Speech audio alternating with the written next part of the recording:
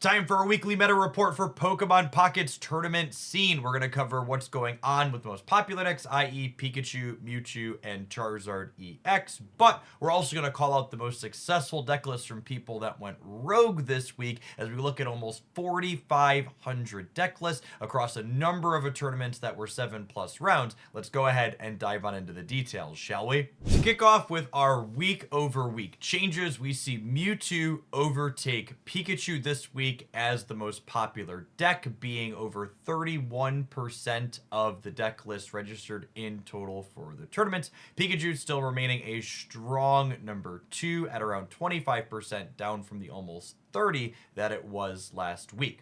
Charizard and Arcanine both remain steady at around 7% and around 2% respectively. Moving to performance deltas, i.e. how much of each deck's starting distribution translated into top finishes for these decks, we see a story that's a little bit more level than the previous weeks that we've been doing meta roundups. Specifically, Mewtwo only increased its share from about 31% to about 38% among the top decks, Pikachu going from 25 to 31, and Charizard seeing gains for the first time in a couple of weeks, taking its starting 7-ish% and increasing it to almost 10. The big thing in my mind that stands out from these numbers is among these top performing decks, there isn't a huge standout anymore. We had Mewtwo initially, and then Pikachu pushed its way to the top, but as the metagame has developed and these archetypes have become more refined, they're going toe-to-toe with each other more consistently. I think the number one standout in my mind is that Charizard finally having a fairly strong performance week is likely tied to the fact that it lines up much better into Mewtwo decks overall than it does Pikachu, so Mewtwo moving up to that number 1 spot is allowing Charizard to have a little bit more breathing room in the format overall. Last noteworthy performance metric this week is the dedicated Arcanine decks are underperforming, and that's to be expected based on the other shifts that we saw. I think Pikachu is becoming less popular, and both Mewtwo and Charizard, I think, are tough for the Arcanine deck to run down before they get fully set up. So I think these dedicated Arcanine shells are likely to become less popular if the format continues to become a little bit more spread among the top 3 decks as opposed to centralized in just Pikachu. To call out quick hit developments in our top performing list, Mewtwo Gardevoir has solidified itself as playing 1 copy of Baby Mewtwo in most of the top performers. This is the innovation that likely pushed the Pikachu matchup back in favor, or at least in even for the Mewtwo deck. Its high HP gives you time to set up, and in a pinch, it can be an additional attacker since 120 damage knocks out most things in the Pikachu matchup. As far as Pikachu decks are concerned, Pikachu Raichu was the most popular of them by a small margin, but there's a ton of variation in ways you can build this deck. Even in the Raichu builds, we see Magneton in some, and Electrode in others. It seems like so long as you have that core of Pikachu EX and then 4 to 6 other supporting lightning Pokemon to hit its high damage attack consistently, you're probably going to find success with Pokemon's mascot. In the Charizard EX space, however, we have a sweet innovation featuring Arcanine EX as an additional attacker line. Not just one, but 2 different competitors top 32'd Ursi Days over 1,600 competitor tournament this weekend, playing these 11 Pokemon and a little bit of variation in which 9 trainers they registered. I think this makes a whole lot of sense. Arcanine EX gives you an additional attacker that's stellar in the Pikachu matchup and just gives you redundancy, so in the games where Charizard or Charmeleon are nowhere to be found, you have something else to be setting up with your Moltres.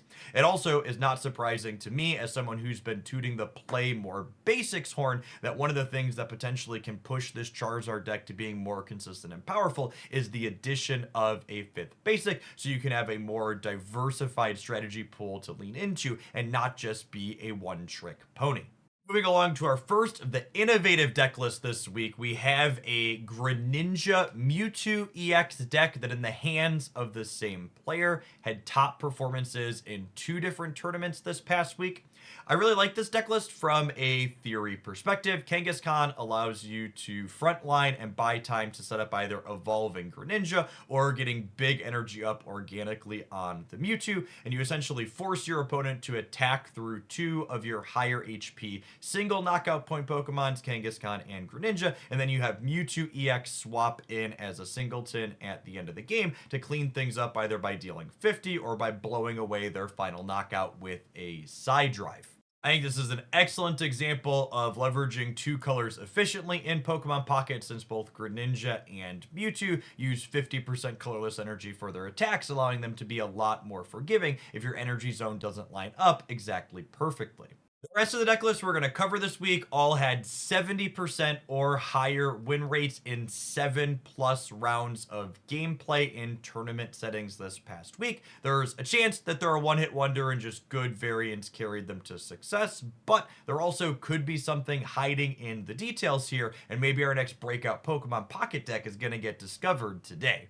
Our first rogue deck list this week is playing Dugtrio, a Pokemon we don't see a ton of, but one that's pretty exceptionally powerful if you're good at flipping heads. The basic idea here is one that I personally am a fan of. You lead on Dugtrio and then Kangaskhan in some combination as your starting Pokemon, giving up only 2 knockout points across those two bodies, and then you close the game out with a powerful EX attacker, either Wigglytuff, who can put your opponent to sleep, or Marowak that can crack for 160 with a little bit of fortunate variance behind it. If you're someone who's good at flipping coins, this deck list seems quite powerful. I'll be interested to see if any more of it can show up, or perhaps the person piloting it this week just hit heads a whole bunch of times. Up next, we have a variation on the Weezing Arbok deck, which tends to have a fairly solid Mewtwo matchup, headlining a single Wigglytuff EX and Jigglypuff as an additional bigger attacker.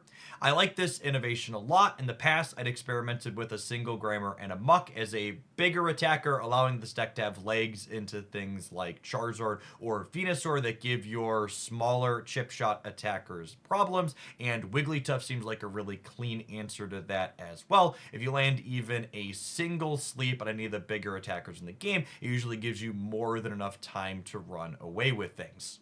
The big standout in my mind of playing this Wiggly line as opposed to the Muck is that Jigglypuff having a retreat cost of 1 is a lot more forgiving than Grimer's retreat cost of 3 in the games where you have to start on it as your lead, letting you X-speed the Jigglypuff away cleanly to start on Arbok or Weezing, which you basically always want to be doing in this deck. If you're a fighting enjoyer, look no further than Marowak Primeape this week, a deck list that should absolutely dominate when going second. Marowak, EX, or Primeape hit harder and faster than most other things in the game, with their 2 energy attacks threatening to end things very, very quickly in most matchups.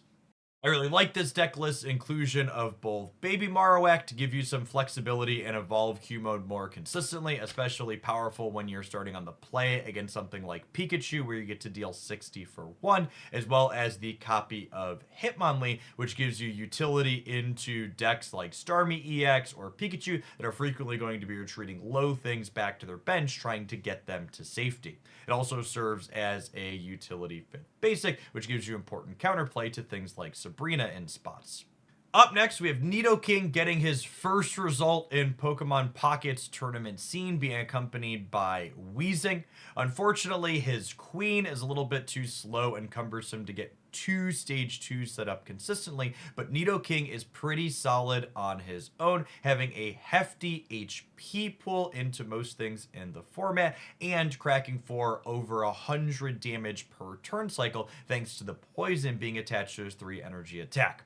Weezing paired with Koga is one of the best stalling tools in Pokemon Pocket right now, which gives you time to consistently get set up for our big stage 2 attacker in this shell. Next up, we have a really interesting innovation in the Blaine deck space, featuring Ninetales as the only card that the powerful supporter can power up. This deck list is pairing it with Farfetch and a singleton copy of Meowth, as opposed to the typical Rapidash, to essentially make it so we have these low investment attackers that start getting chip shots early to buy you that brief turn to get Ninetales set up so you can start blasting for 90 to 120 every single turn ASAP. I think this deck list is a neat setup, probably lines up very well into Mewtwo, since a single duck hit allows you to knock out that 150 hit point Mewtwo with a Blamed Ninetales as a follow-up. Up next, we have a Melmetal deck for the first time in one of these meta roundups, being accompanied by Pidgeotto as its secondary attacker. If I'm being honest, this is the deck list I'm most skeptical of in terms of power level this week. I'm definitely going to be trying it out on stream to see if I can emulate the success its tournament pilot had. I'd be curious to know if any of you give it a try, what you think of it in the comments down below, because Melmetal has always felt to me like it's a little bit too much setup for the payoff that you typically get from it. Finally, we close out with Kanto's best starter, Blastoise, getting a result this week featuring Meowth as its secondary attacker. I think this core seems like a reasonable metagame choice if you're looking to run down both Mewtwo and Charizard decks. Blastoise EX is notably one of the few Pokemon in the format who, thanks to Charizard's weakness, can one-shot that Charizard EX that isn't a mirror match. This deck list doesn't have a ton of early support though, so unless you absolutely high roll a Misty while also having Blastoise on curve, you're going to struggle into the Pikachu matchup. Looking into the matchups that this person played in the tournament, they absolutely crushed Mewtwo and Charizard like I expected, but ultimately took a couple of losses to Pikachu.